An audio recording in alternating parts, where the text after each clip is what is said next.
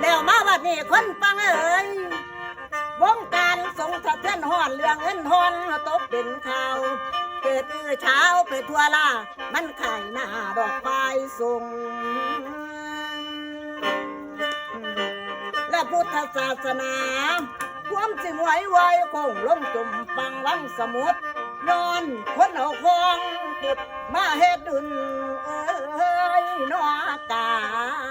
รข่าแล้วผู้ทรงศิลคองผ้าต้องมีใจใส่พวงผู้ถือเพศพรหมจันทร์ได้เข้าไปนอเจียวของเลื่อมของเขาคนสั่งสอนแล้วตกสมัยปัจจุบันเลยเกิดภาพสะท้อนห่อนไปทั่ววงการสงฆ์พระบางองค์ในลาวัดย้อนบาเงินทนบุญแล้วเงินงบหลวงปีละหลายล้านปันกันกินจนหุ่นย้อนเงินบูรณะเงินปฏิสังขรณ์ทางปลายสูงได้ส่วนหน่อยโยมทนในดอกส่วนลายเลยย้อนความโลภปวดลง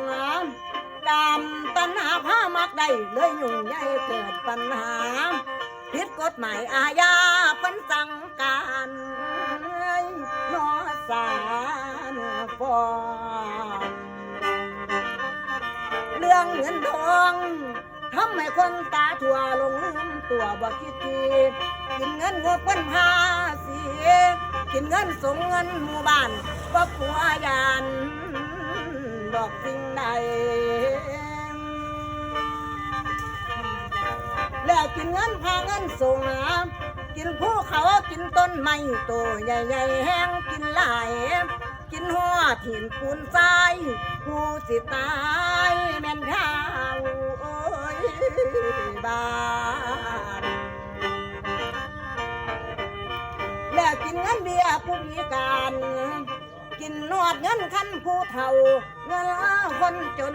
ผู้ป่วยเอดกามกิเลสมักได้เลยสาวใส่ให้กางแล้วคนเฮาเอ๋ย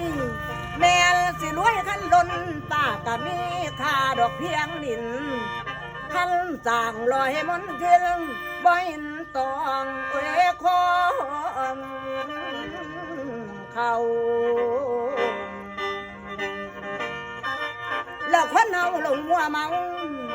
จนว่าลืมคันสินหาองค์สัมมาคนสอนสั่งส่งเลยเกิดพลอยดังเป็นน้ำคนคันมักใดเลยทำให้ดอกบุญไว้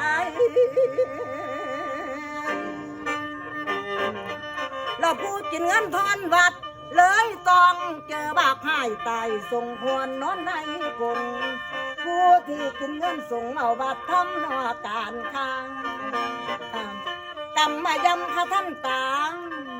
องค์สัมมาคนสอนไว้อย่าลืมไล่และลบหลู่พุทธศาสนานั้นหลับผ้าให้เฮาอยู่2,000 ปีลวงลำ2,000 ปีขั้นลวงลำสิ้นท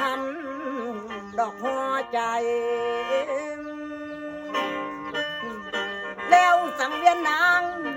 ฝากมาเตือนพี่น้องไว้ให้มองคาอุทาหรณ์แน่เดิมการทำบุญยาสว่างเงินทอนหมอแมนขายนอสินค้าการทำบุญยาสว่างเอาหน้าหาเงินทอนให้หอนทำถ้าผู้ถือสินทำเลยสิเกิดขั้นดังพอยวันขึ้น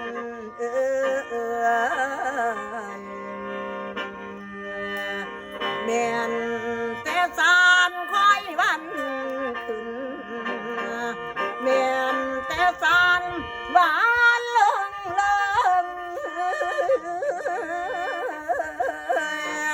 โอ้ยหนอโอ้ยนาง เออ